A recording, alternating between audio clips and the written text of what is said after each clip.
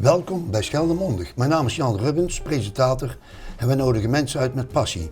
En deze keer passie voor cultuur, want we gaan het hebben over de cultuurprijs van 2015 in Zeeuw-Vlaanderen. En daarom is aangeschoven hier in de studio Willem van Voorst, vader. Willem, van harte welkom. Dankjewel. En Paul van der Vijver, oorspronkelijk uit IJsendijken. Maar we gaan het over heel Zeeuw-Vlaanderen hebben, deze uitzending. Dus blijf allemaal kijken. Willem, de cultuurprijs 2018. Vroeger waren dat de gemeentes die apart de cultuurprijzen gaven. Maar jullie hebben een snoodplan opgevat. Vertel. Ja, we hadden een beetje geld over, Jan. Dus toen, en wie zijn wij? De Lions. Zeeuw-Vlaanderen. Voor heel Zeeuw-Vlaanderen. We hebben een aparte stichting waar de 3 Lionsclubs in Zeeuw-Vlaanderen onder vallen. We hadden een feest georganiseerd en er was wat geld over. In Lions Oost-Zeeuw-Vlaanderen werd al een cultuurprijs gedaan, 3 jaar lang. En toen hebben we besloten om dat project uit te breiden. En gelukkig wilden de andere regio's mee, dus we noemen dat dan Midden en West. Oké. En dan hoeveel geld gaat het totaal? €6.000. Dus? En dan maken we 3 prijzen van €2.000. Ja. We hebben er nog even over gedacht om een echte winnaar uit te roepen die €3.000 te geven. En dan een tweede met 2.000 en een laatste met 1.000. Maar uiteindelijk vonden we dat eigenlijk elke regio wel een eigen prijswinnaar verdiende. Zonder dat we dus binnen de regio's onderling ook nog eens een keer een rangschikking lieten maken. Ja. Nou, dat heeft goed uitgewerkt. We hadden 25 inzendingen, waarvan een stuk 4 dubbel. Oh ja, dat kan ook. Dus die hadden veel supporters. Ja. Maar goed, Paul, jij bent dan afkomstig van Midden-Zeeuw-Vlaanderen. Maar je zit namelijk volgens Oost-Zeeuw-Vlaanderen hier. Vertel. Nou, dat is niet zo moeilijk. Ik heb een tijd in Hulst gewoond. Ja. En in Hulst ben ik in contact gekomen met Zomerfilm Hulst. Ja. En ik werd gevraagd of ik bij de organisatie aan wilde sluiten. Ja, en dat heb ik met veel plezier gedaan. Ja. En zo is dat gekomen. Want ik woon in Koewacht. Oké. Nou, zo is het gekomen. Willem, wat zijn globaal de criteria dat je aan zo'n prijs meedoet, ten eerste? En ten tweede, wanneer win je? Ja, we hebben daar een reglement voor opgesteld natuurlijk, want we mogen niet helemaal willekeurig te werk gaan, vinden we zelf. En bovendien moet je als eventuele gegadigde vooraf kunnen zien aan welke criteria je zou moeten voldoen. Ja. Maar eigenlijk komt het er wel op neer dat het zo breed is dat alles wat met cultuur te maken heeft, kan aangemeld worden door anderen of door de betreffende organisatie of persoon zelf. En dan is er een jury en die en dan komt de jury. En het moet wel gaan over een activiteit of een project in Zeeuw-Vlaanderen. Oké, dat is een criterium. Maar dat mag bij wijze van spreken een Noorse filmmaker zijn die in Zeeuw-Vlaanderen een film maakt. Dat zou kunnen, maar tot nu toe zien we alleen aanmelders uit Zeeuw-Vlaanderen zelf. Ja. Het was ook pas het eerste jaar. Dus. Ja, Paul, de Zomerfilm, even kort, de historie, hoe is dat ontstaan? Barbara Oudenaardt is eigenlijk een beetje de grondlegger van Zomerfilm. Die zag in Antwerpen op een prachtige zomerse avond hoe er buiten film gedraaid werd. Nou, en ze had zoiets van, dat verdient Hulst eigenlijk ook wel. Ja. En met een aantal enthousiaste vrienden is ze toen begonnen. Samen met Hulst Cultureel en met steun van de gemeente. En dat is een succes geworden. En weet je, op dat moment was natuurlijk de film in Hulst, die was er op dat moment nog niet, maar die begint eraan te komen. Oh ja, de Koning van Engeland. De Koning van Engeland, precies, die is in aanbouw nu. Ja. Dus het is ook wel leuk om te vertellen dat we samen met de familie Moraes nu de contacten weer aan het leggen zijn. Om de handen ook wat in te slaan. En de locatie is in Hulst? Ja, het Molenbolwerk, dat is een perfecte, een feerieke locatie. Ja. En als slecht weer is, dat hopen we natuurlijk niet. Nee, goed, we hebben altijd een uitvalbasis naar de Basiliek. Ja. Op zich wel een mooie locatie. Alleen film in de Basiliek is technisch vrij lastig. Ja, en ook niet zo. En als het regent buiten en waait en weet ik het allemaal, dan is het ook niet zo heel. Kijk, zo'n zomerfilm, dat moet buiten met een temperatuur van 30 graden of zo per dag. Er zijn beelden van, die laten we zo zien. Ja. Maar dan ben ik wel benieuwd wat je met die €2.000 gedaan hebt. Ja, nou, die kwam perfect van pas. Wij bestaan dit jaar 10 jaar. Oh. En we hebben gezegd, we willen wat extra's doen, met name voor de jeugd. Ja. Vroeger hadden we een jeugdfilm op vrijdag. Sinds vorig jaar hebben we dat niet meer gedaan, want ja goed, je kan pas je film laten zien als het donker wordt. Ja. En voor de jeugd, dan beginnen we 8:15 ongeveer met die film, 9 uur, 8:15. Dus de meeste jongere jeugd, die heeft dan weinig kans, om het zo maar even te zeggen. Dus we hebben gezegd, we besteden die, en daar waren we heel blij mee, aan LED-schermen. Ja. Op de zaterdagmiddag en de zondagmiddag voor de jeugd. Dus nou kunnen we ook vertaald film kijken, gewoon overdag. Ja, Ook als de zon schijnt. Ja, het was niet op zondag trouwens. Het was, op zaterdag met LED-schermen Ja? heb je een kwaliteit waarbij je prima Oh ja, voor de net als dag in een kan komen. voetbalstadion, hè? Absoluut. Ja. Maar dat Zou kost we geld en Nou ja, vandaar goed. die 2000 euro. Ja, die kwam perfect van pas. Oké, nou, helemaal goed. Super. Nou, dankjewel daarvoor. Ik denk dat wij nu afscheid nemen. En dan gaan we straks ergens anders mee. Maar eerst gaan we gezamenlijk allemaal met een nieuwsgierige blik naar de zomerfilm kijken. Ja, Zullen we dat doen? Ja, perfect. Oké, dankjewel. Dankjewel. Even Ja, zitten. tot ziens. Nou, gaan we even kijken.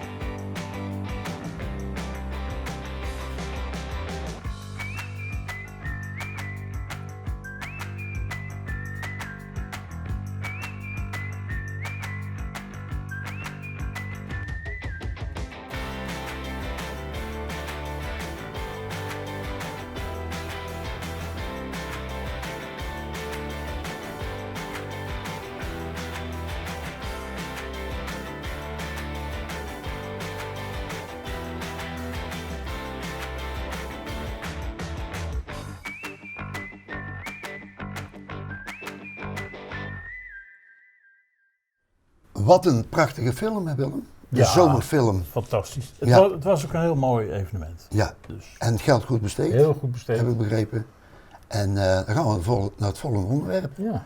Nou, Adrie Toles van het Schoolmuseum, ook de winnaar van de Cultuurprijs 2018. Klopt. Vertel even, het Schoolmuseum. Ja, Terneuzen, waar zit dat en voor de kijkers? het Schoolmuseum in Terneuzen zit in een prachtig monumentaal pand in de Nieuwstraat. Hoek Nieuwstraat, Korte Kerkstraat in Terneuzen. Alleen het pand al zou een bezichtiging waard zijn, zeg maar. We zitten daar nu inmiddels 12 jaar. In die 12 jaar hebben we daar een prachtig museum kunnen opbouwen met een hele leuke informatieve tentoonstelling eigenlijk, met allerlei spulletjes die we daar hebben van als je maar 1850 tot heden eigenlijk dat we dat kunnen laten zien. Dat is toch wel bijzonder in Nederland? Dat is best bijzonder, ja.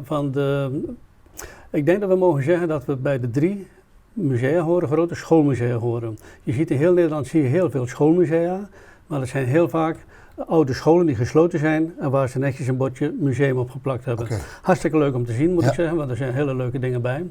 Maar verder heb je in Nederland natuurlijk het Nationaal Onderwijsmuseum in Dordrecht. Ja, En je hebt in Oud-Marsum nog het Educatorium.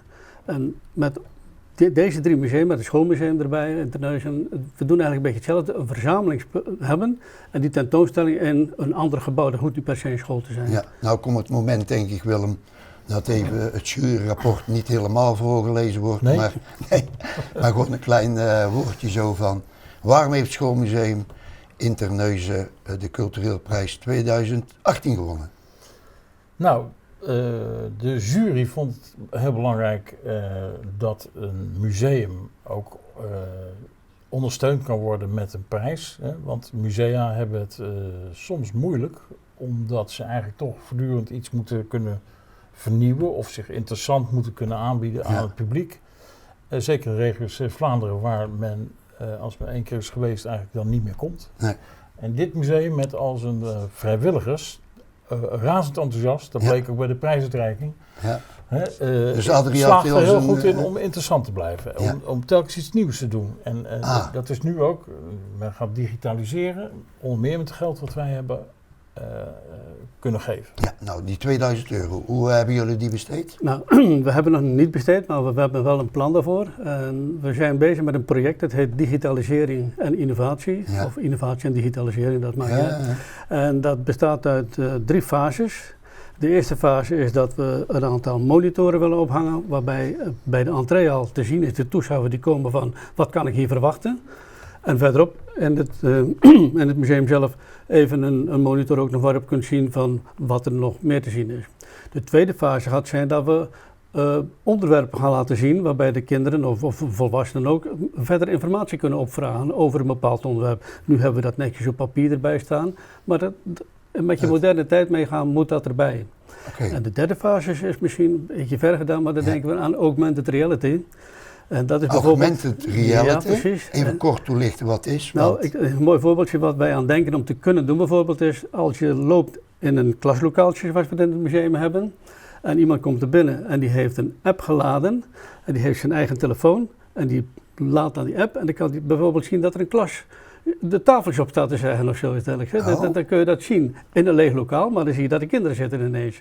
Dergelijke dingen, dat is toekomst allemaal, maar het is hartstikke mooi om te gebruiken. En gaat dat lukken van die 2000 euro of moet je nog wat Nou nee, bij? daar hebben we nog die 2000 niet genoeg. Die 2000 is voor de eerste fase, zijn we daarmee bezig om dat te doen. En dan gaan we weer verder kijken of we nog een keer mee mogen doen. Ja, nou, Dat mag. We kijken we. Ja, waarom niet? Kijken we of we dat verder kunnen uitbreiden. Dus jullie mogen weer een feest organiseren, Willem? Want, Ja, nee, prima. Ja. Met alle plezier. En Adrie, jij wil nog iets toevoegen? Ja, ik mag wel zeggen van dat het project dat we nu aan het doen zijn, dat is volledig gesubsidieerd door de gemeente. Daar mag ik best erbij zijn. Die hebben dat onze, dus de gemeente staat aan de basis van al die veranderingen. Maar we hebben het bureau ingehuurd om dat voor ons te doen, zeg maar. En die hebben samen met ons hebben we dat dan, die fases ontwikkeld. En dat is door de gemeente netjes gefinancierd. Daar zijn we hartstikke blij mee. Ja. Is het nu het moment aangebroken dat we weer naar een mooie film gaan kijken van het schoolmuseum in Terneuzen? Het is een leuk filmpje dat door de citymanager van Terneuzen gemaakt is. En wij vinden dat heel fijn dat we dat mogen gebruiken. Ja, precies. En dan neem ik hiermee afscheid van jou. Goed, ja, en we zien elkaar, hè? Goed, Willem. Oké, we gaan even kijken. Ja.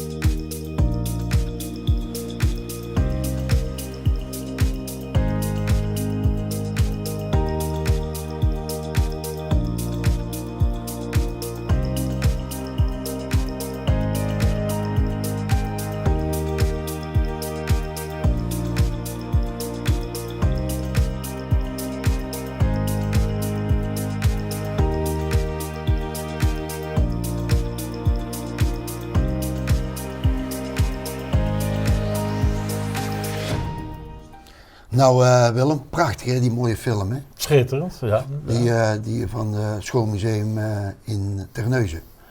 Maar nu is aangeschoven, want we hebben ook een derde cultuurprijs voor West-Vlaanderen. Ja. Rudy van Galen. Rudy, ik zie op jouw mooie epaulet dat de KMAF staat, 1869.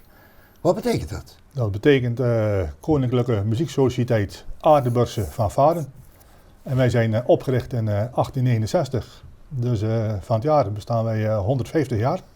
En wanneer zijn jullie koninklijk geworden? En het predicaat koninklijk hebben wij in 1919 gekregen. Dus dat is 100 jaar geleden. Oké.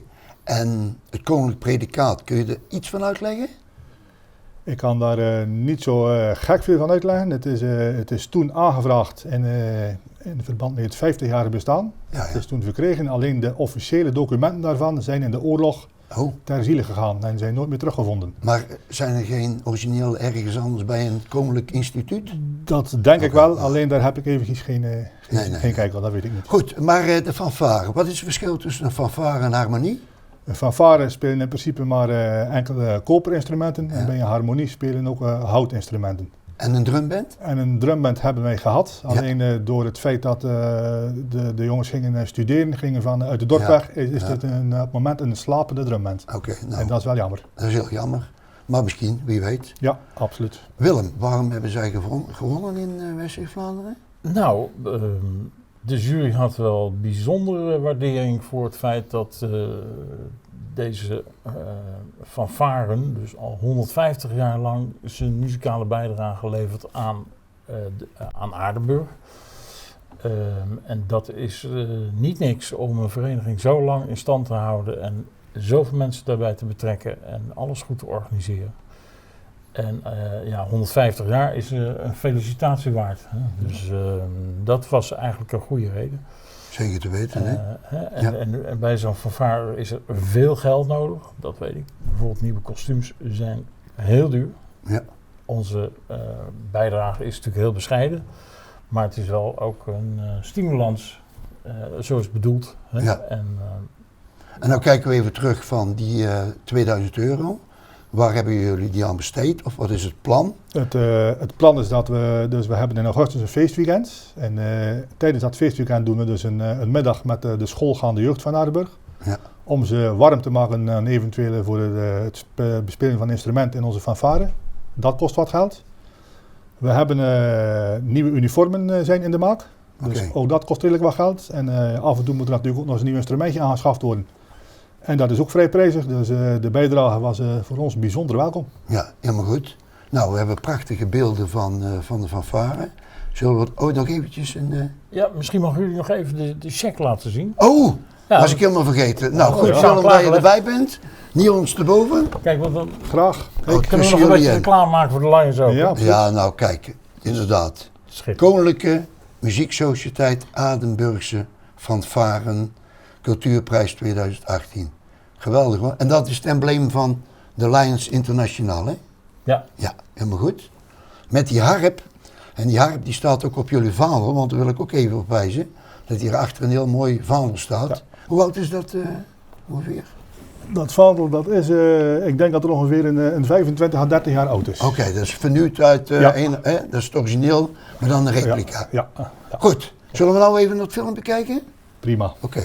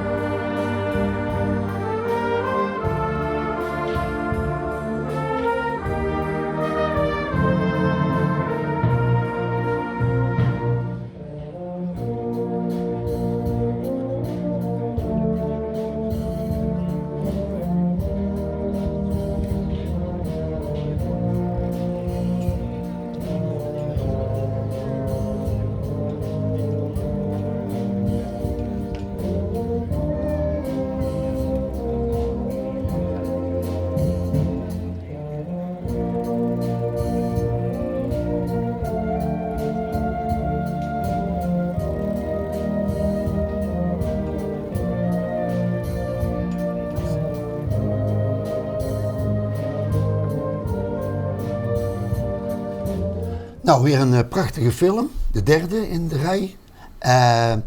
Wat hebben we nou net gezien? Dat was in principe het muziekfestival van de West-Vlaamse muziekkorpsen. Dus 1 keer per jaar doen we dus met alle muziekkorpsen van West-Vlaanderen een gezamenlijk concertje. En dat is elk jaar in een andere plaats.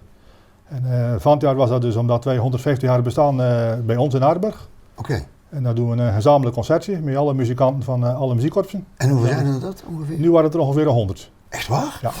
Is dat van heel Zeeuw-Vlaanderen? Van West-Vlaanderen. En ook België erbij? Nee, niet België. Zijn er zoveel? Ja. Nou, En dan waren nog niet alle muzikanten aanwezig. Zo. En jullie dirigent, want dan ben ik wel benieuwd. Onze naar. dirigent is Erwin Zunbergen en die komt uit Stadbrugge. En die is ook al meer dan 25 jaar onze dirigent. En die is ook nog dirigent in Dutzelen en in nog een plaats. Nog ergens anders. Ja. Zeg, en hoeveel leden hebben jullie nou ongeveer? Wij hebben op het moment een 50 leden, waarvan 45 actief spelend. En hoeveel jeugd is erbij, als ik vraag me? 5, 6 jeugd op het moment, Oké. echt jonge jeugd. En dat is... en die krijgen dan ook bij jullie in dat gebouw muziekles? Die krijgen muziekles bij ons, ja. Ook van die... Nee, niet van de dirigent. Muziek Sander pakt een deel muziekles voor zijn rekening. Oké. En we doen zelf ook nog een beetje aan muziekles. Nou, ik denk Willem dat het geld heel goed besteed is, hè? Ja, dat is fantastisch, zulke verenigingen Ja, die, ja. met En zoveel dan- vrijwilligers. Vrijwilligers en, de verbindend, spelers. zowel naar het buitenland. Nou, ik denk dat we het daar maar weer laten, hè? Geweldig. Ja. Nou, beste kijkers, dit was een rondje Zeeuw-Vlaanderen over het cultureel gebeuren. Met de prijs natuurlijk voor de 3 winnaars van de Lions Club. Nou, het is weer een mooie aflevering geworden, denk ik. Oké, Rudy, dankjewel. Ja, dankjewel. Tot ziens. Ja, Tot ziens. Jan, graag gedaan. En we zien elkaar, hè? Ja, Overal bij ongetwijfeld. allerlei kunstfaciliteiten.